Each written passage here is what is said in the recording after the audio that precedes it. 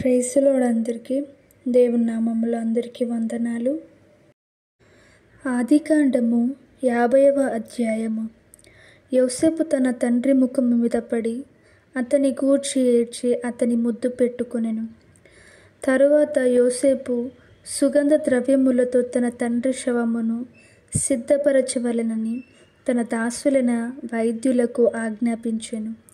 గనుక ఆ వైద్యులు ఇశ్రాయేలును సుగంధ ద్రవ్యములతో సిద్ధపరచి, సుగంధ ద్రవ్యములతో సిద్ధపరచబడు వారి కొరకు దినములు సంపూర్ణమగునట్లు అతని కొరకు 40 దినములు సంపూర్ణమాయెను.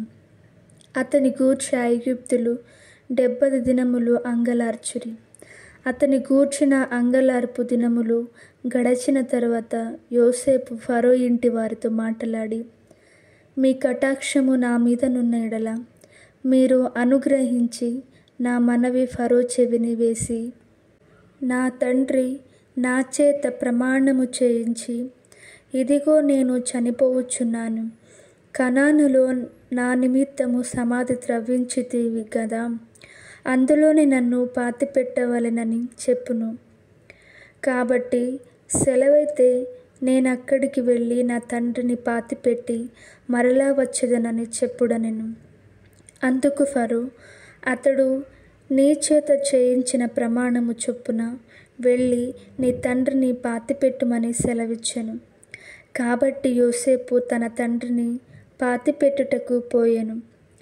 అతనితో ఫరో ఇంటి పెద్దలైన అతని సేవకులందరినూ, ఐగుప్తు దేశపు పెద్దలందరినూ, యోసేపు ఇంటి వారందరినూ, అతని సహోదరులను, అతని తండ్రి ఇంటి వారు వెళ్ళిరి. వారు తమ పిల్లలను, తమ గొర్రెల మందలను, తమ పశువులను మాత్రము గోషెను దేశంలో విడిచిపెట్టిరి. మరియు రథములను, రౌతులను అతనితో వెళ్ళినందున ఆ సమూహము బహు విస్తారమాయెను. యోర్దానునకు అవతలనున్న ఆటెదు కళ్ళమునొద్దకు చేరి అక్కడ బహు ఘోరముగా అంగలార్చిరి. అతడు తన తండ్రిని గూర్చి 7 దినములు దుఃఖము సలిపెను.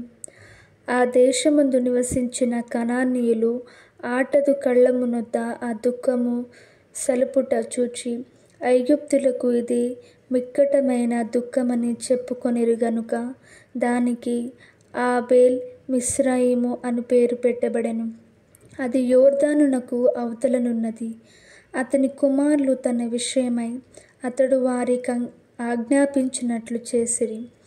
అతని కుమారులు కనాను దేశమునకు అతని శవమును తీసుకొని పోయి మక్పేలా పొలమునందున్న గుహలో పాతిపెట్టిరి.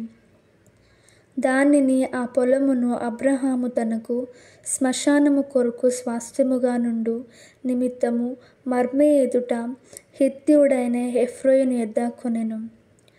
యోసేపు తన తండ్రిని పాతిపెట్టిన తరువాత అతడును, అతని సహోదరులను, అతని తండ్రిని పాతిపెట్ట వెళ్ళిన వారందరూ తిరిగి ఐగుప్తునకు వచ్చిరి. యోసేపు సహోదరులు తమ తండ్రి మృతి పొందుట చూచి, ఒకవేళ యోసేపు మన యందు పగబట్టి మనమతనికి చేసిన కీడంతటి చొప్పున మనకు నిశ్చయముగా కీడు జరిగించుననుకొని యోసేపునకు ఇలాగు వర్తమానము పంపిరి. నీ తండ్రి తాను చావక మునుపు ఆజ్ఞాపించినదేమనగా, మీరు యోసేపుతో నీ సహోదరులు నీకు కీడు చేసిరి గనుక దయచేసి వారి అపరాధమును వారి పాపమును క్షమించుమని అతనితో చెప్పుడనెను.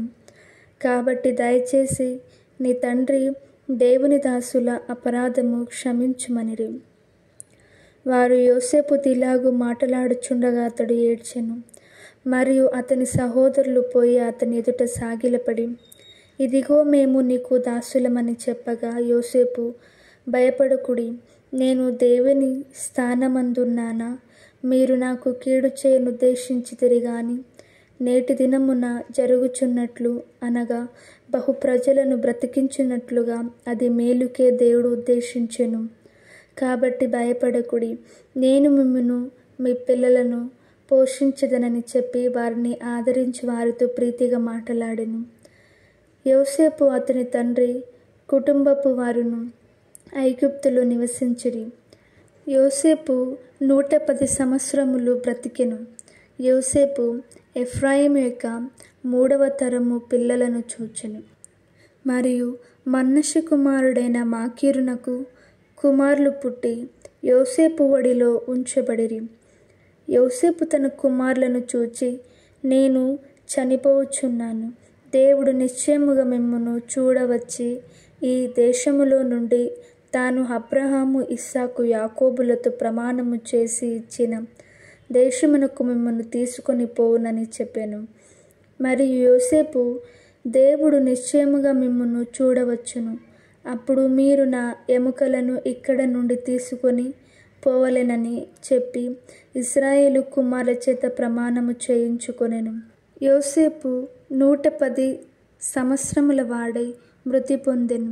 వారు సుగంధ ద్రవ్యములతో అతని శవమును సిద్ధపరచి ఐగుప్తు దేశమందు ఒక పెట్టెలో ఉంచిరి.